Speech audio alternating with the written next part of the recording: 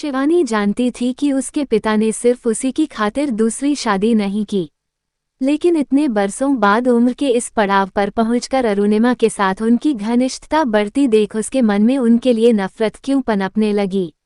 आज मैंने वह सब देखा जिसे देखने की मैं कल्पना भी नहीं कर सकती थी। कॉलेज से घर लौटते समय मुझे डैडी अपनी कार में एक बेहद खूबसूरत औरत के साथ बैठे दिखाई दिए। जिस अंदाज में वो औरत डैडी से बात कर रही थी, उसे देखकर कोई भी अंदाजा लगा सकता था कि वह डैडी के बेहद करीब थी।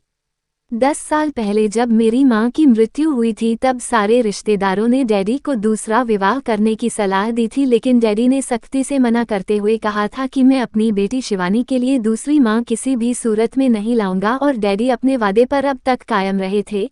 लेकिन आज अचानक ऐसा क्या हो गया जो वह एक औरत के करीब होकर मेरे वजूद को उपेक्षा की गरम सलाखों से भेद रहे थे। मुझे अच्छी तरह से याद है कि मम्मी और डैडी के बीच कभी नहीं बनी थी। मम्मी के खानदान के मुकाबले में डैडी के खानदान की हैसियत कम थी, इसलिए मम्मी बात बात पर अपनी अमीरी के किस्से बयान करके डैडी को मानसिक पीड़ा पहुंचाया करती थीं। मेरी समझ में आज तक ये बात नहीं आई कि जब डैडी और मम्मी के विचार आपस में मिलते नहीं थे तब डैडी ने उन्हें अपनी जीवन संगिनी क्यों बनाया था। कॉलेज से घर आते ही काकी माँ ने मुझसे चाय के लिए पूछा तो मैं उन्हें मनाकर अपने कमरे में आ गई और अपने आंसुओं से तकिए को भिगोने लगी। 5 बजे के आसपास डैडी का फोन आया तो मैं अपने गुस्से पर जबरन काबू पाते हुए बोली, डैडी, इस वक्त आप कहाँ हैं? बेटे, इस वक्त मैं अपनी कार ड्राइव कर रहा हूँ, डैडी बड़े प्यार से बोले। आपके साथ कोई और भी है? मैंने शक भरे अंदाज में पूछा। अरे, तुम्हें कैसे पता चला कि इस समय मेरे साथ कोई और भी है?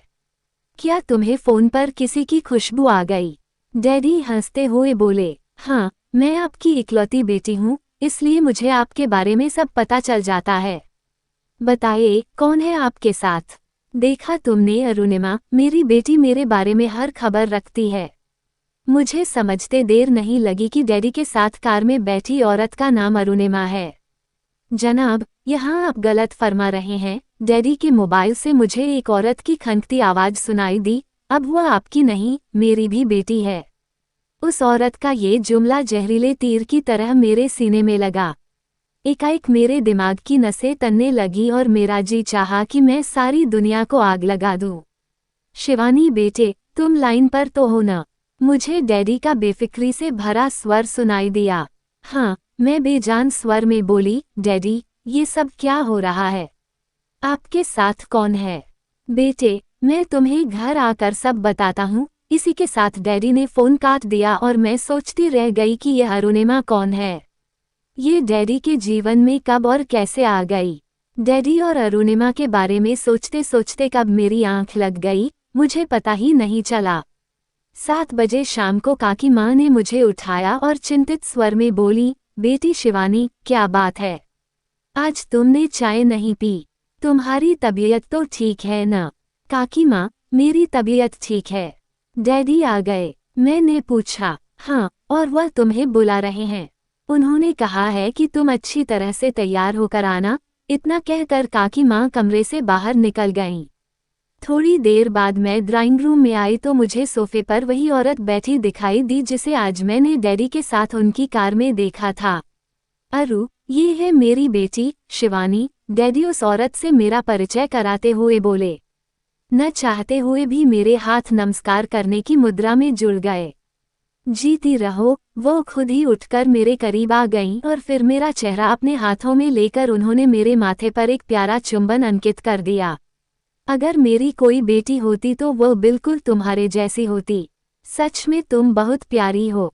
अरु, ये भी तो तुम्हारी बेटी है? डैडी हंसते हुए बोले। डैडी के ये शब्द पिघले शीशे की तरह मेरे कानों में उतरते चले गए। मेरा जी चाहा कि मैं अपने कमरे में जाऊं और खूब फूट फूट कर रोऊं। आखिर डैडी ने मेरे विश्वास का खून जो किया था। बेटी, तुम करती क्या हो?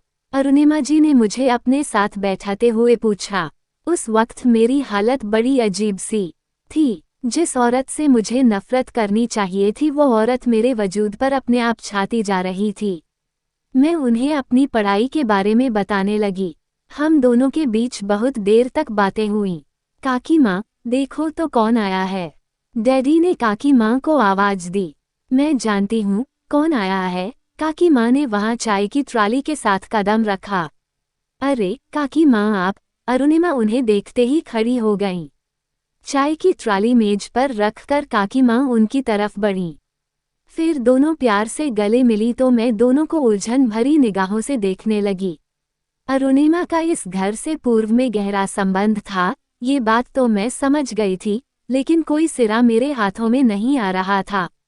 काकी माँ, आप इन्हें जानती हैं? मैंने हैरत भरे स्वर में काकी माँ से पूछा। काकी माँ के बोलने से पहले ही डैडी बोल पड़े, बेटी, अरुणिमा जी का इस घर से गहरा संबंध रहा है। हम दोनों एक ही स्कूल और एक ही कॉलेज में पढ़े हैं। तभी अरुणिमा जी ने डैडी को इशारा किया तो डैडी ने फौरन अपनी बात पलटी और सबको चाय पीने के लिए कहने लगे। अब मेरी समझ में कुछ कुछ आने लगा था कि मम्मी डैडी के बीच ऐसा क्या था जो वे एक दूसरे से बात करना तो दूर, देखना तक पसंद नहीं करते थे। निसंदेह डैडी शादी से पहले इसी अरुणिमा जी से प्यार करते थे। चाय पीने के दौरान मैंने अरुणिमा जी से काफ़ी बातें की। वो बहुत ज़हीन थीं। वो हर विषय पर खुलकर बोल सकती थीं।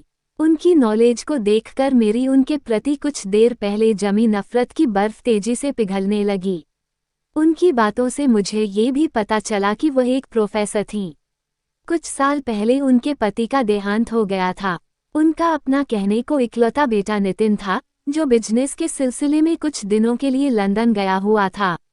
रात का डिनर करने के बाद जब अरुणिमा गई तो मैं अपने कमरे में आ गई। मैंने कहीं पढ़ा था कि कुछ औरतों की भरिकुटियों में संसार भर की राजनीति की लिपि होती है। जब उनकी पलकें झुक जाती हैं तो न जाने कितने सिंहासन उठ जाते हैं और जब उनकी पलकें उठती हैं तो न जाने कितने राजवंश गौरव से गिर जाते हैं। अरुणिमा जी भी शायद उन्हीं औरतों में एक थीं। तभी डैडी ने दूसरी शादी न करने की जो कसम खाई थी, उसे आज वह तोड़ने के लिए हरगिज तैयार नहीं होते। मैं बिल्कुल नहीं चाहती कि इस उम्र में डैडी अरुणिमा जी से शादी करके दीन दुनिया की नज़रों में उपहास का पात्र बने। सुबह टेलीफोन की घंटी से मेरी आंख खुली। मैंने फ़ोन उठाया तो मुझे अरुणिमा जी की मधुर आवाज़ सुनाई दी। स्वीट बेबी, मैंने तुम्हें डिस्टर्ब तो नहीं किया? नहीं आंटी जी, मैं ज़रा संभल कर बोली, आज मेरे कॉलेज की छुट्टी थी, इसलिए मैं देर तक सोने का मजा लेना चाह रही थी। इसका मतलब मैंने तुम्हारी नींद में खलल डाला। सॉरी बेटे। नहीं आंटी जी, ऐसी कोई बात नहीं है। कहिए कैसे याद किया? आज तुम्हारी छुट्टी है, तुम मेरे घर आ जाओ, हम खूब बातें करेंगे। सच कहूँ तो बेटे, कल तुमसे बात करके बहुत अच्छा लगा था। लेकिन आंटी, डैडी की इजाज़त के बिना मैंने अपना वाक्य जानबूझकर अधूरा छोड़ दिया। तुम्हारे डैडी से मैं बात कर लूँगी, वह बड़े हक से बोली, वह मना नहीं करेंगे। उस पल जेहन में एक ही सवाल परेशान कर रहा था कि जिससे मुझे बेहद नफरत होनी चाहिए, मैं धीरे धीरे उसके करीब क्यों होती जा रही हूँ। 1 घंटे बाद मैं अरुणिमा जी के सामने थी। उन्होंने पहले तो मुझे गले लगाया, फिर बड़े प्यार से सोफे पर बैठाया। इसके बाद वह मेरे लिए नाश्ता बनाकर लाईं। नाश्ते के दौरान मैंने उनसे पूछा, आंटी, मेरी समझ में नहीं आ रहा है कि आपसे मिले हुए मुझे अभी सिर्फ 1 दिन हुआ है। सच कहूँ तो मैं कल से सिर्फ आपके बारे में ही सोचे जा रही हूँ। अगर आप मुझे पहले मिल जाती तो कितना अच्छा होता, ये कहकर मैं उनके घर को देखने लगी। उनका सलीका और हुनर ड्राइंग रूम से बेडरूम तक हर जगह दिखाई दे रहा था। हर चीज़ करीने से रखी हुई थी। उनका घर इतना साफ सुथरा और खूबसूरत था कि वह मुझे मोहब्बतों का आईना जान पड़ा। उनके सलीके और हुनर को देखकर मेरे दिल में एक हुक सी उठ रही थी। मैं सोच रही थी कि काश उनके जैसी मेरी माँ होती। तभी मेरी आंखों के सामने मेरी मम्मी का चेहरा घूम गया। मेरी मम्मी एक मगरूर औरत थी। उन्होंने अपनी जिंदगी का ज़्यादातर वक्त डैडी से लड़ते हुए बिताया था। मेरी मम्मी ने बेशक मेरे डैडी के शरीर पर कब्जा कर लिया था, लेकिन वो उनके दिल में जगह नहीं बना पाई थी, जो कि एक स्त्री अपने पति के दिल में बनाती है। अब अरुणिमा जी की जिंदगी एक खुली किताब की तरह मेरे सामने आ गई थी। उनके दिल के किसी कोने में मेरे डैडी के लिए जगह जरूर थी, लेकिन उन्होंने डैडी से शादी क्यों नहीं की थी, ये बात मेरी समझ से बाहर थी। शाम होते ही डैडी मुझे लेने आ गए। रास्ते में मैंने उनसे पूछा, डैडी, अगर आप बुरा न माने तो मैं आपसे एक बात पूछ सकती हूँ? डैडी ने बड़ी हैरानी से मुझे देखा, फिर आहत भाव से बोले, बेटे, मैंने आज तक तुम्हारी किसी बात का बुरा माना है, जो आज तुम ऐसी बात कह रही हो? तुम जो पूछना चाहती हो पूछ सकती हो। मैं तुम्हारी किसी बात का बुरा नहीं मानूंगा। आप अरुणिमा जी से प्यार करते हैं न? मैंने बिना किसी भूमिका के कहा। डैडी पहले काफी देर तक चुप रहे, फिर एक गहरी सांस छोड़ते हुए बोले, ये सच है कि एक वक्त था जब हम दोनों एक दूसरे को हद से ज्यादा चाहते थे और हमेशा के लिए एक दूसरे का होने का फैसला कर चुके थे। ऐसी बात थी तो आपने एक दूसरे से शादी क्यों नहीं की? क्योंकि तुम्हारे दादा ने मुझे अरुणिमा से शादी करने से मना किया था। तब मैंने अपने माँ बाप की मर्जी के बिना घर से भागकर अरुणिमा से शादी करने का फैसला किया, लेकिन उस वक्त अरुणिमा ने मेरा साथ नहीं दिया था। तब उसका यही कहना था कि हमारे माँ बाप के हम पर बहुत एहसान है, हमें उनके एहसानों का सिला उनके अरमानों का खून करके नहीं देना चाहिए। उनकी खुशियों के लिए हमें अपने प्यार का बलिदान करना पड़ेगा। मैंने तब अरुणिमा को काफी समझाया, लेकिन वह नहीं मानी। इसलिए हमें एक दूसरे की जिंदगी से दूर जाना पड़ा। कुछ दिन पहले वह मुझे एक पार्टी में नहीं मिलती तो मैं उसे तुम्हारी मम्मी कभी नहीं बना पाता। आज की तारीख में उसका एक ही लड़का है, जिसे अरुणिमा के तुम्हारी मम्मी बनने से कोई एतराज नहीं है। लेकिन डैडी, मुझे एतराज है, मैं कड़े स्वर में बोली। क्यों? डैडी की भावें तन उठी। क्योंकि मैं नहीं चाहती कि आपकी जगह साए हो। मुझे किसी की परवाह नहीं है, डैडी सख्ती से बोले, तुम्हें मेरा कहा मानना ही होगा। तुम अपने को दिमागी तौर पर तैयार कर लो। कुछ ही दिनों में वह तुम्हारी मम्मी बनने जा रही है। उस वक्त मुझे अपने डैडी एक इंसान न लगकर एक हैवान लगे थे, जो दूसरों की इच्छाओं को अपने नुकीले नाखूनों से नोच नोच कर तार तार कर देता है।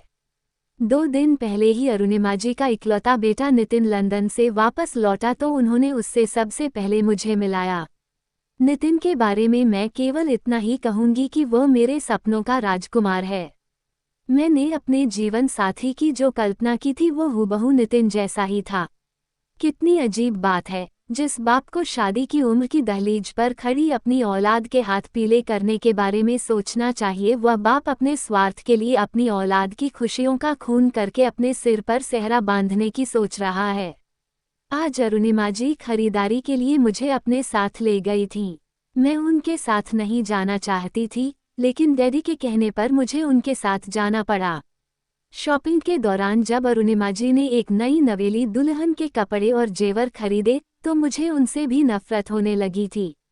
मैंने मन ही मन निश्चय कर अपनी डायरी में लिख दिया कि जिस दिन डैडी अपने माथे पर सेहरा बांधेंगे, उसी दिन इस घर से मेरी अर्थी उठेगी। आज मुझे अपने नसीब पर रोना आ रहा है और हंसना भी।